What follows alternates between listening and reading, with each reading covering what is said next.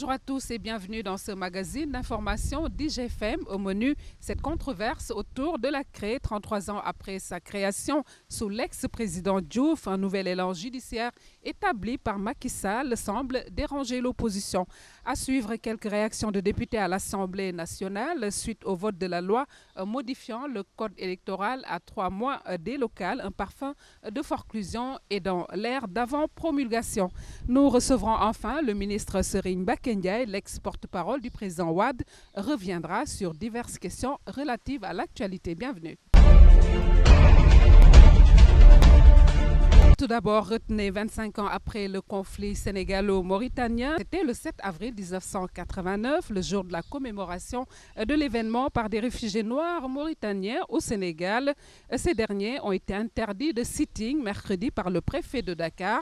Ils ont cependant dénoncé leurs misérables conditions de vie et invitent l'État du Sénégal à revoir leur statut juridique. Ils ont par ailleurs déploré le manque d'assistance du HCR. Propos recueillis par Tapa Tunkara et El Hadj Mbaye Ndiol. Aujourd'hui, 25 ans du conflit sénégalo-mauritanien, qu'est-ce qu'on peut retenir? On doit retenir d'abord une chose, que nous sommes dégoûtés par la décision aujourd'hui du gouvernement sénégalais. Nous sommes révoltés par rapport à cet acte réglementaire qui nous empêche de célébrer ce qui nous est arrivé depuis le 7 avril 1989. Nous pensons que pour un État démocratique qui a dans sa constitution que les citoyens peuvent manifester sous autorisation après information, on a eu à faire tous les préalables. Depuis le 14 mars, nous avons fait une lettre. Notre collègue Abdourahmane Sy, ici présent, a fait l'enquête. Et c'est seulement aujourd'hui, après tous les efforts qu'on a eu à faire pour faire des pancartes, pour sensibiliser les gens, pour les appeler, et pour venir, parce que la majorité habite dans la banlieue, à 5 minutes avant cette rencontre, que l'autorité, à savoir le préfet de Dakar, nous interdit cette rencontre. Nous trouvons ça vraiment regrettable.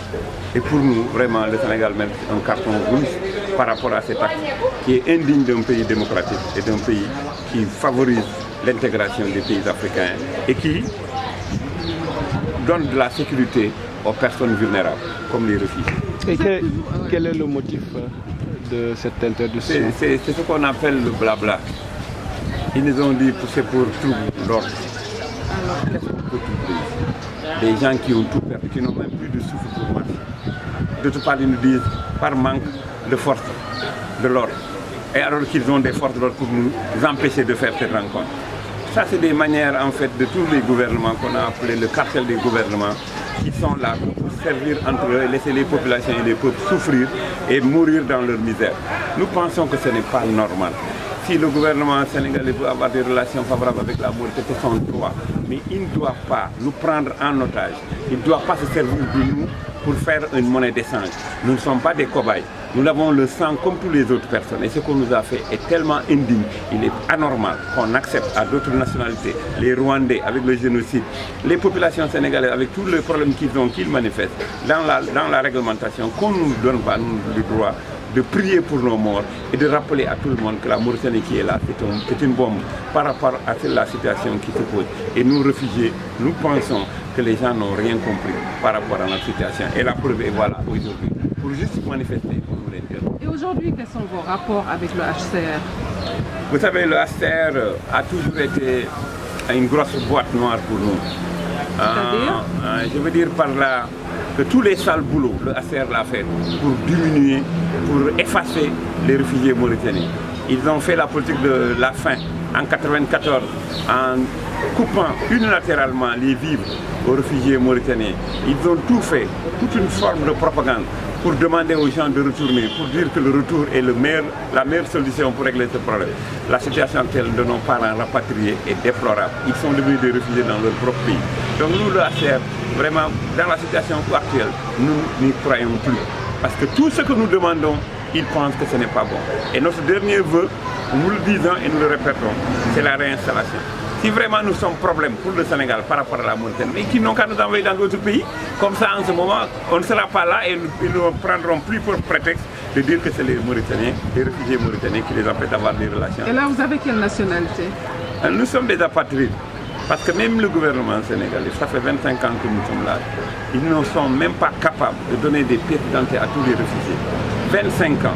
Même nos femmes qui veulent être des bindan, des boys, ne peuvent pas être boys. Avec les vols, il faut montrer des pièces d'identité pour être. Donc, si vous imaginez un coup comme ça, vous ne détenez aucune pièce d'identité. c'est vraiment ce que je peux te dire. Les papiers que nous avons sont périmés depuis longtemps. Le peu de personnes qui l'ont, c'est juste, ça ne fait même pas 1/1000 de ceux qui sont là. Et si nous comprenons bien, vous êtes toujours sous la coupole du HCR. Exactement. Exactement. La Cour de répression de l'enrichissement illicite sur la traque des biens supposés mal acquis semble traîner le pied concernant certains dossiers. Le prétexte dans ce magazine rappelait la mise en place de la CREI en 1981 sous le magistère de Diouf Assal en passant par Wade. Des contradictions dans les textes sont relevées par Maître Doudou Ndoye, un récit signé Mame Fama Thiam. La CREI a été créée par une loi du 10 juillet 1981 sur le principe de la négation du droit à la présomption d'innocence reconnue par toutes les organisations internationales. Elle avait créé une atmosphère de délation qui a-t-elle choqué son inventeur, le président Abdou Diouf, à telle enseigne que celui-ci, après l'examen de 2 cas, l'a jeté aux oubliettes pendant les 10 ans qui ont précédé son départ. La loi du 10 juillet 1981 a été abrogée tacitement ou explicitement par une loi de 1984 sur les institutions judiciaires du Sénégal. La Constitution du Sénégal de 2001 instituant l'ordre juridictionnel du Sénégal n'a pas mentionné la CREI. La loi créant la CREI appartenant à la Première République, la Constitution de la Deuxième République, en ses articles, a mis en place un nouvel ordre judiciaire composé de la Cour suprême, des cours et tribunaux sans citer la CREI. De même, la loi organique en application de la Constitution a rappelé l'ordre judiciaire sans mentionner la CREI. Macky Sall poursuit par la mise en place de sa juridiction. Dans un premier temps, il nomme directement par décret les magistrats. Le Conseil supérieur de la magistrature, sans surprise, désigne exactement les mêmes personnes qui avaient été choisies par le président de la République. Dès le lendemain de son installation, le procureur spécial convoque une conférence de presse et déclare aux journalistes qu'il n'admettra aucune immunité ou privilégié de juridiction. Une fois son tribunal mis en place, Macky interdit aux personnes visées de sortir du territoire national. Le procureur spécial de la Cour de répression de l'enrichissement illicite décide alors de poursuivre des anciens ministres du dernier gouvernement de Wade, leur reprochant des faits accomplis au moment de l'exercice de leurs fonctions. Bien que ceux-ci déclinèrent leur qualité de ministre à l'époque des effets invoqués et revendiquèrent le privilège de juridiction institué par la Constitution en son article 101. Alinéa 2 repris dans l'article 7 de la loi instituant la Cour de répression de l'enrichissement illicite sur laquelle se base le procureur spécial pour lancer des poursuites. Le procureur spécial demanda à la gendarmerie de les convoquer pour leur signifier l'interdiction de sortir du territoire et leur notifier les points d'accusation. Karim Wade fut le premier à être convoqué. Les avocats de Karim Wade et de ses compagnons engagèrent différentes procédures devant les tribunaux nationaux et saisirent la Cour de justice de la CEDEAO. Le gouvernement du Sénégal refusa d'exécuter l'arrêt de la Cour de justice de la CEDEAO, maintenant l'interdiction de sortie du territoire. Dans les cas prévus au présent alinéa, la Haute Cour est liée par la définition des crises et délits ainsi que par la détermination des peines, telles qu'elles résultent des lois pénales en vigueur au moment où les faits ont été commis. Karim Wade, actuellement en prison, et ses compagnons d'infortune saisirent de nouveau la Cour de justice de la CEDEAO des faits nouveaux depuis son dernier arrêt. Aujourd'hui, Maître Doudou Wade persiste et signe l'inexistence de la CREI. C'est l'impasse totale pour l'État dans les recherches de tout azimut, de centaines de milliards de francs CFA supposés détournés et cachés en France, aux États-Unis, dans les pays arabes ou ailleurs, semble sans issue. Rappelez la dernière déclaration de Maître Doudou Ndoye. Alors, vous savez certainement, la loi pour modifier le code électoral est passée comme lettre à la poste à l'Assemblée nationale. À moins de 3 mois des locales, des députés de l'opposition affichent leur désaccord quant à l'égalité d'une telle procédure législative, dénonçant le mode de scrutin des maires des villes de la capitale et celle de Thiès. En attendant donc de promulguer la loi, retour sur la réaction de certains députés de l'opposition qui parlent de stratège de l'APR. Les parlementaires ont été divisés sur le mode de scrutin pour les élections de conseillers de villes comme Dakar, Pikine, Guédiawaye, Thiès. À l'instar de Thierno Bocoum, Des députés pensent que cette loi a des visées politiciennes puisqu'elle donne au président de la République, chef de parti, les pleins pouvoirs de décider de la mise en place ou de la dissolution des conseils des villes. Ce que Djiboka considère comme une atteinte grave à notre démocratie, la députée Sokhna Dieng, elle constate que tout ce qui a été honni par le président Sall est aujourd'hui béni. L'ancienne journaliste de la RTS a suggéré le maintien du statu quo au local pour plus de sérénité. Pour sa part, Abdoulaye Makhtar Diop s'est montré préoccupé par la suppression des villes qui impactera sur l'état civil des populations urbaines. Au point de désaccord, c'est sur la déchéance du mandat de conseiller municipal en cas de démission de son parti. À ce propos, le député libéral Oumar Sarr a proposé l'application de cette loi pour lutter contre la transhumance politique, un avis qu'il partage avec le député Djibril War de la majorité, qui, allant plus loin, suggère l'inéligibilité d'un transhumant à un poste électif pendant 2 ans. Le ministre de l'Intérieur, Abdoulaye Daouda Diallo, a tenu à apporter des précisions par rapport au mode de scrutin des conseillers de ville. Pour lui, le terme de désignation est galvaudé par l'opposition. Une fois les conseillers de communes élus, le président de la République va prendre un décret pour consacrer l'élection de ville. Ce dernier n'a pas aussi accédé à la demande des parlementaires sur la déchéance du mandat des élus locaux.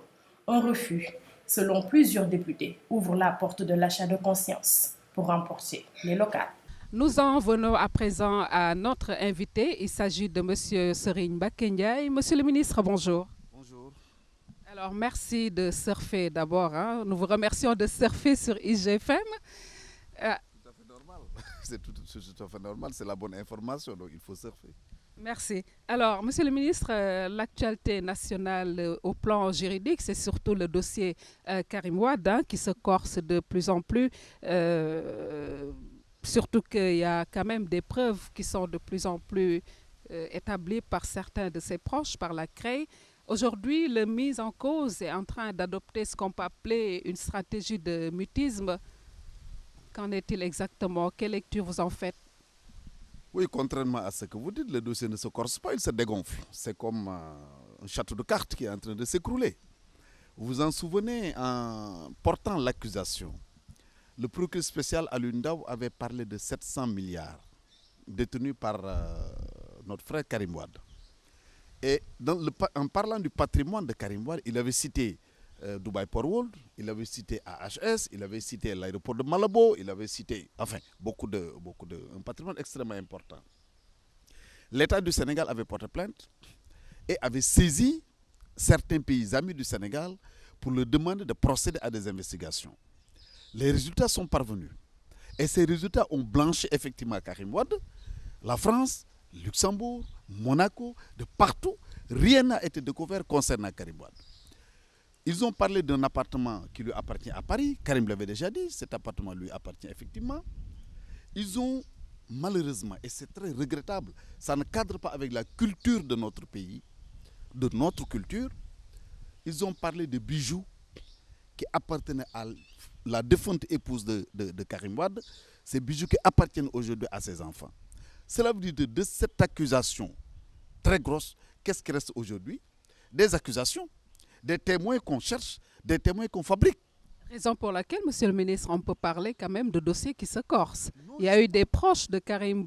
Vous pensez que ce sont des allégations quand quelqu'un comme Baratal ou quelqu'un comme Cheikh Diallo, qui était proche de Karim, sont en train de brandir des preuves? Oui, ce que vous ne savez peut-être pas, c'est qu'à côté de ces 4 accusateurs, il y a près de 80 témoins qui sont des témoins à décharge.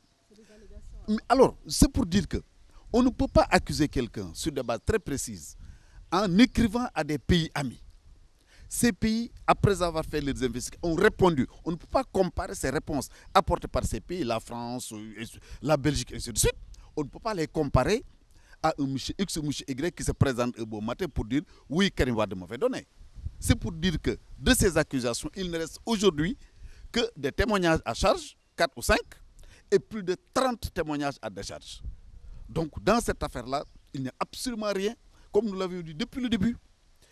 Karim a été blanchi, et comme il le dit lui-même, ce qui est important, j'ai l'habitude de le dire, un homme politique n'a pas peur d'être condamné par un tribunal, mais il a peur d'être condamné par l'opinion. Mais aujourd'hui, l'opinion nationale, comme l'opinion internationale, toute l'opinion est convaincue aujourd'hui de l'innocence de Karim. C'est pourquoi il reste serein, il reste calme, il reste confiant quant à l'issue de cette affaire-là. Alors, vous êtes en phase avec M. Bourgi, Robert, qui est ressorti récemment sur France 24, qui parle de liberté sous condition. Est-ce que c'est opportun par rapport aux ambitions de Karim? Vous savez, Bourgi a été le dernier à le dire. N'allez pas chercher plus loin. Votre journal, L'Observateur, en a parlé de la plainte du Sénégal, a parlé des réponses apportées par les partenaires au développement du Sénégal. Donc tout le monde est convaincu. Avec des sources françaises. Oui, avec des sources françaises, des sources belges, avec d'autres sources qui ont été révélées. Alors, ce que Bourgi a dit, je pense que c'est également correct. Aujourd'hui, le pouvoir est face à une difficulté. Mais Monsieur le ministre, est-ce que ça répond aux ambitions de Karim quand vous-même vous dites que si jamais par chance Karim sort de prison, il retourne à Londres pour reprendre sa vie professionnelle? Et là, on parle de liberté sous condition. Oui, vous savez, il faut d'abord la liberté. Le reste, on verra. Moi, j'ai dit, je l'ai toujours dit et répété, la priorité pour lui, c'est de sortir de prison, c'est de regagner sa famille. Parce que je l'ai dit, je le répète, nous sommes tous des êtres humains. Voilà un père de famille qui a été injustement arrêté depuis 1 an, qui n'a pas vu ses enfants qui ont perdu leur maman. Il faut dire que c'est extrêmement difficile. Donc sa priorité aujourd'hui, c'est de sortir de prison, c'est de retrouver ses enfants, de regagner son boulot. Mais après, on verra ce que l'avenir nous réserve. D'accord, nous en venons très rapidement à l'actualité politique. Vous venez de lancer votre mouvement dénommé Convergence libérale et patriotique, donc en dehors du PDS, où vous êtes quand même toujours, à l'instar de votre camarade Aïda Mbodj aussi, qui a lancé son mouvement. Mais jusqu'à présent, Monsieur le ministre, on ne sent pas des activités de votre mouvement. Pourquoi? Mais le mouvement a été créé il y a de cela quelques jours, quelques semaines. Et nous avons été, contrairement à ce que vous dites, agréablement surpris par l'adhésion des Sénégalais. Des Sénégalais qu'on ne soupçonnait pas de s'intéresser à la politique. J'ai dit hier sur les ondes de la RFM, justement, j'ai cité 3 exemples. Une dame nièce de Serigne Modou Kara Mbacké qui s'appelle Sokhna Ndeye Mbacké, qui n'a jamais flirté avec la politique, qui se présente spontanément pour dire « je viens vous soutenir, je viens travailler avec vous ». J'ai parlé de la dame Najat Benjeloum, qui était l'assistante de Mimran, évidemment, qui pendant plusieurs années était à Dubaï, qui est rentré au Sénégal, qui a choisi de venir travailler avec nous. Et d'autres, j'aurais pu en citer énormément de Sénégalais qui s'intéressent à ce que nous faisons. Parce qu'en réalité, je pense que les gens font souvent une confusion, heureusement vous ne l'avez pas fait vous. Le mouvement, ça permet d'avoir des Sénégalais qui ne sont pas dans les partis politiques, mais qui pour une raison ou pour une autre acceptent de travailler avec nous. Justement, vous annoncez travailler avec le mouvement Fekke Mati Bolé, pourquoi? Mais pourquoi? Parce que nous avons une parfaite convergence de vues sur certaines questions importantes. Nous pensons que quelles que soient les divergences politiques, il est important qu'il y ait un dialogue entre les hommes politiques. Il est important qu'il y ait une concorde nationale. Il est important que les fils d'Afrique se battent pour réaliser les États-Unis d'Afrique. Sur toutes ces questions, nous sommes d'accord, tout à fait d'accord avec le mouvement Fekke Mati Bolé, représenté par mon frère Youssou Ndour. Un mouvement quand même qui soutient la paix, n'est-ce pas un clin d'œil? Mais pas du tout un clin d'œil. C'est ça justement le charme. Parce que si nous étions tous les deux du pouvoir ou sous les deux de l'opposition, le dialogue n'aurait pas de sens. Mais eux, ils sont du pouvoir. Nous sommes de l'opposition. Nous pouvons engager le dialogue et amener d'autres Sénégalais au dialogue. Maintenant, l'avenir, qu'est-ce qu'il nous réserve? Nous ne le savons pas. Nous savons en tout cas que nous sommes ensemble. Que ce n'est pas pour nous jeter des fleurs, c'est peut-être pas humble de le dire, mais je sais qu'ensemble, nous comptons et nous pèsons lourd dans ce pays-là. Et les Sénégalais sauront que nous sommes en train de travailler pour ce pays. Justement, un de vos combats, c'est de concrétiser les États-Unis d'Afrique en tant que panafricaniste, comme le leader Youssou Ndour. Aujourd'hui, c'est un projet qui peine à décoller malgré ce qu'on a vu avec certains chefs d'État. Aujourd'hui, qu'est-ce que vous allez apporter de différent pour concrétiser ce projet? Vous avez raison, nous sommes tous des panafricanistes, Youssou et moi. Je ne peux pas en être autrement d'ailleurs. Le PIT avait créé un mouvement de jeunesse qui s'appelait l'Union de la jeunesse démocratique Albouri Ndiaye, qui est mon grand-père moi-même, qui était, je peux l'appeler le père du panafricanisme africain. Je l'appelle comme ça. Donc, nous sommes ensemble et nous avons constaté que depuis la disparition de Kadhafi, depuis la perte du pouvoir par Abdoulaye Wade, aucun leader africain ne parle des États-Unis d'Afrique. Or, l'Afrique ne saurait jamais se développer. Il n'y a pas un seul État, un seul pays africain qui peut se développer en dehors de cet ensemble-là. Regardez même l'Europe.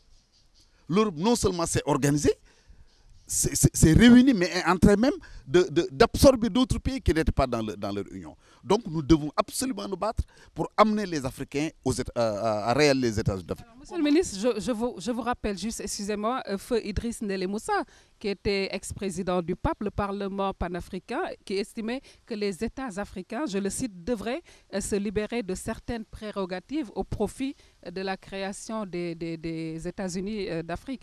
Quelles seraient selon vous ces prérogatives? Alors, je pense qu'il a parfaitement raison. Il faudrait qu'on arrête de penser que chaque État doit avoir son président, son gouvernement, ceci ou cela. Ça ne nous fait pas avancer, ça n'avance pas l'Afrique. Il faudrait qu'on arrive à un ensemble où dans chaque pays, et d'ailleurs il y a un schéma qui avait été proposé, je me rappelle très bien, à une réunion de l'Union africaine par le président Abdoulaye Wade, et le premier jet avait été accepté d'ailleurs, avec un gouvernement de l'Afrique, et dans chaque État, il y aurait, disons, des départements. Il parlait de manière peut-être graduelle, pour avancer graduellement, mais est-ce que c'est concret? Oui, vous savez, un projet de cette nature-là ne peut pas être réalisé du jour au lendemain. Ça prend du temps, c'est vrai. Peut-être même c'est d'autres générations, peut-être même qui vont réaliser les États-Unis d'Afrique. Mais l'essentiel pour nous, c'est de continuer à nous battre autour de cette question-là. L'essentiel pour nous, c'est de maintenir ce flambeau. L'essentiel pour nous, c'est de faire comprendre davantage à la jeunesse de ce pays que sans les États-Unis d'Afrique, il n'y aurait pas de progrès pour nous, Africains. Ce ne sera pas que des discours, monsieur le ministre. Oui, mais il faut d'abord des discours. Parce que comme on dit à Wolof, donc il faut les discours d'abord avant de passer à la pratique. Alors, quel serait le premier acte à poser comme dernière question? Ben, le premier acte à poser, c'est d'abord, je le pense, de réunir encore une fois, je dis bien encore une fois, ceux qui croient véritablement aux États-Unis d'Afrique. J'ai vu que des jeunes, surtout des étudiants, font des tournées un peu partout en Afrique pour discuter avec leurs homologues, les jeunes, sur le projet des États-Unis d'Afrique.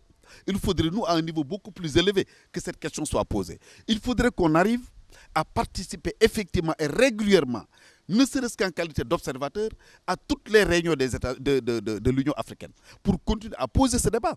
Mais il faudrait également que les intellectuels africains, que les syndicalistes africains, que les politiques africains prennent cette question-là en charge. Vous le savez très certainement. Au début des indépendances, on avait l'Union générale des travailleurs d'Afrique noire, qui regroupait les travailleurs de toute l'Afrique dans un syndicat. Nous avions RDA, ce qui faisait que, en Guinée par exemple, vous avez le PDG RDA, en Côte d'Ivoire vous avez le PDC RDA, ainsi de suite.